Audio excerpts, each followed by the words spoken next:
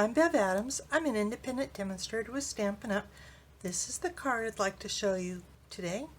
I've heard it called a stretch card because it stretches up. Even though it stretches, it does fit in a standard envelope. I'm using Cake Soiree and the coordinating sweet cake framelits. This is really a 2-stamp bundle. I managed to get it all in one stamp box. Saves room on my shelf. My paper products are some rich raspberry that's 4 1/4 by 11, just the very standard cardstock. I have scored it at 2 3/4, 4 1/4, 7 1/4, and 8 1/2. It's kind of hard to tell. There is a small end. This is just 2 1/2 inches. This is 2 3/4 inches. I also have 2 pieces of the Designer Series paper, Share What You Love. Beautiful cardstock. It's really heavy duty, so it's perfect for this project. I have 2 pieces of Whisper White. These are 2 1/2 by 4.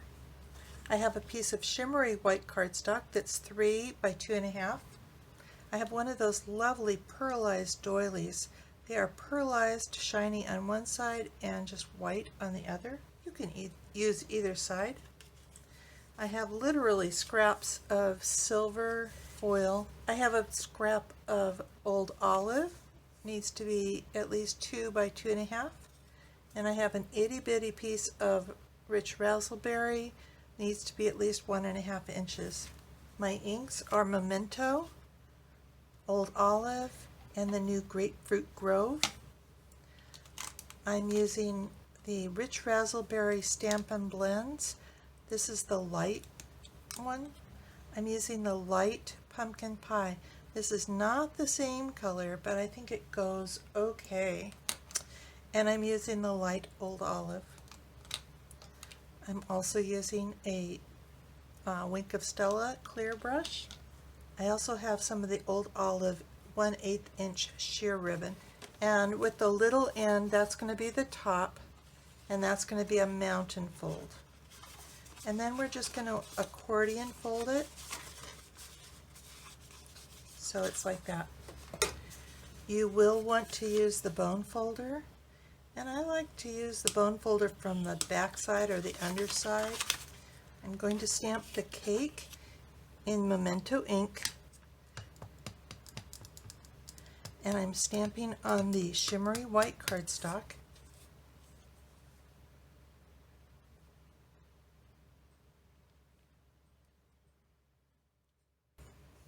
Then I'm just going to quickly color the flowers.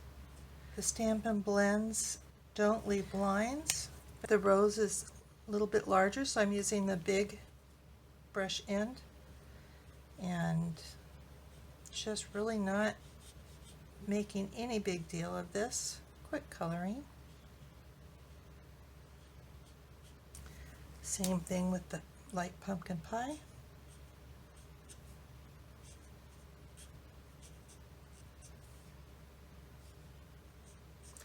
Remember, this will go through, so protect your surface below. I almost forgot. I wanted to use a little Wink of Stella on the flowers. The paper is already a little bit shimmery, but I just want to add a little bit more shimmer. Again, I'm not spending any great amount of time getting it perfect. Bringing in my Big Shot, I want to cut the cake out. So I'm pulling in that framelit. This one is open, and so I am using my magnetic platform. I got my favorite cut up plate and a little bit cleaner plate on top. Popping is just fine. Speaking of popping, that pops right off. I keep my framelits in a magnetic bowl that I got from the hardware store so that I don't lose anything. I'm switching over to the precision base plate because these pieces are more detailed and also sturdier. I want to cut the silver foil with the cake plate itself, and then I also want to cut out the little stand.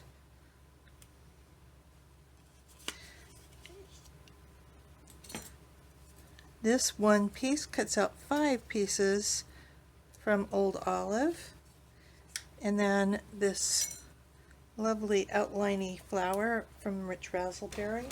The precision base plate takes the place of a cutting pad, so I only use one cutting pad. It doesn't hurt to have that go through a second time, although I probably don't really need it. And I've got my Big Shot die brush. It does not come in this case, but I find that this is perfect. This should pop right off. So I'm just going to use the die brush and brush the bits. And I want to avoid brushing in this open area.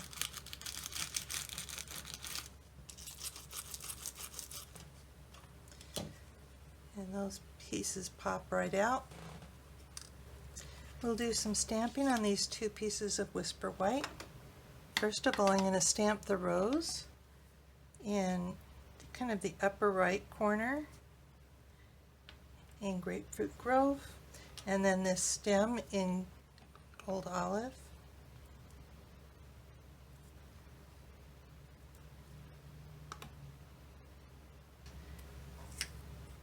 And Celebrate in the Memento.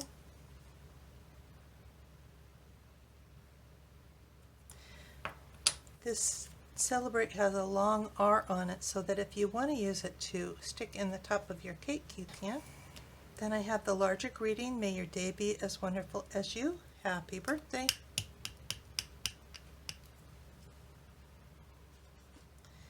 And I'm going in the middle on the right side.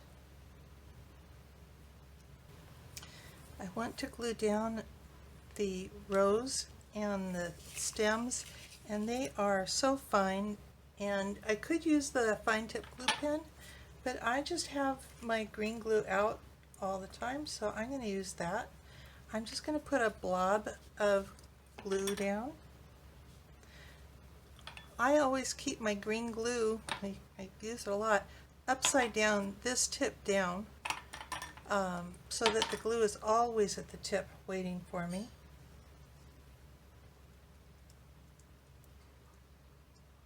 So I'm just going to sponge that.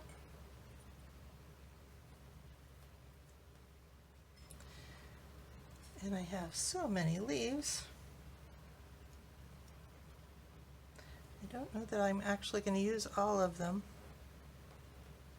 We'll see.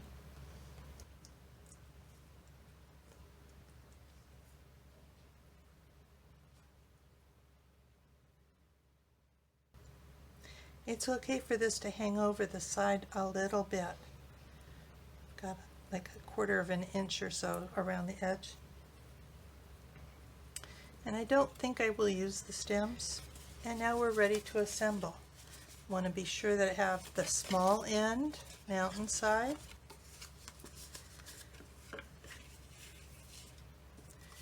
and I'm going to adhere this.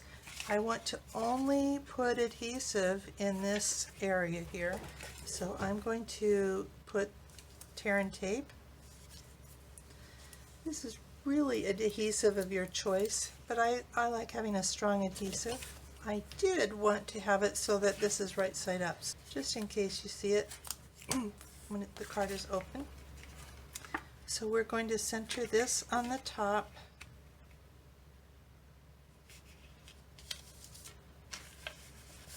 And I probably really should have started on the bottom part.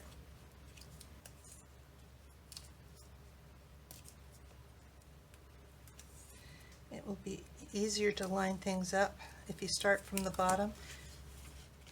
So I'm centering that mostly on the bottom part. And then this will fold down. So then I want to put my flowers here. Again, I want to put the adhesive on the very bottom of this fold. Don't go all the way to the ends.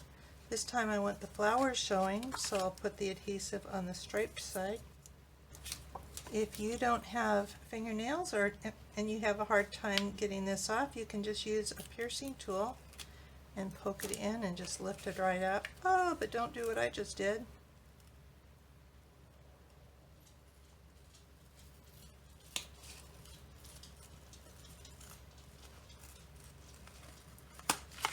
Whew, no damage done. Yay. And we want to center this right here. Make sure and cover that up.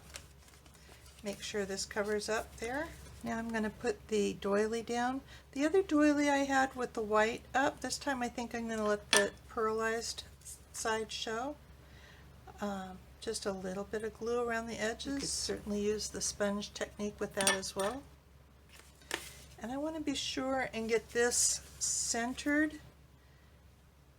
And I like to have the doily lines lined up.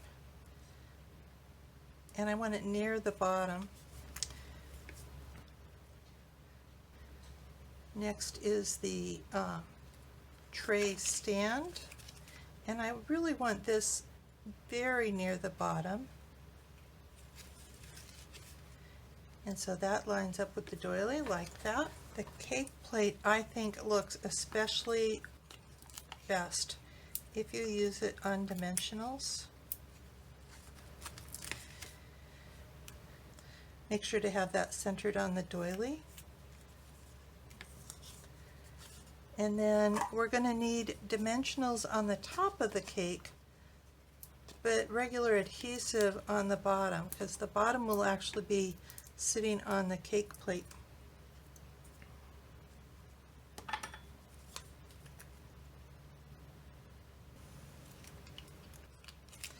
So that sits on the cake plate. And just one more piece, adhesive of your choice. I find it's easiest to fold that back. Put that up here, like so.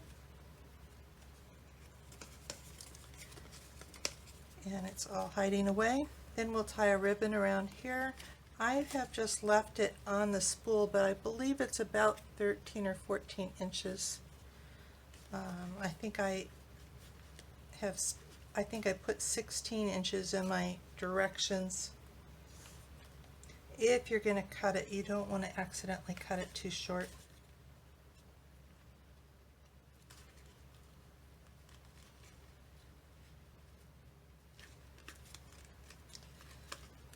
Got my third hand. I always use that for tying bows.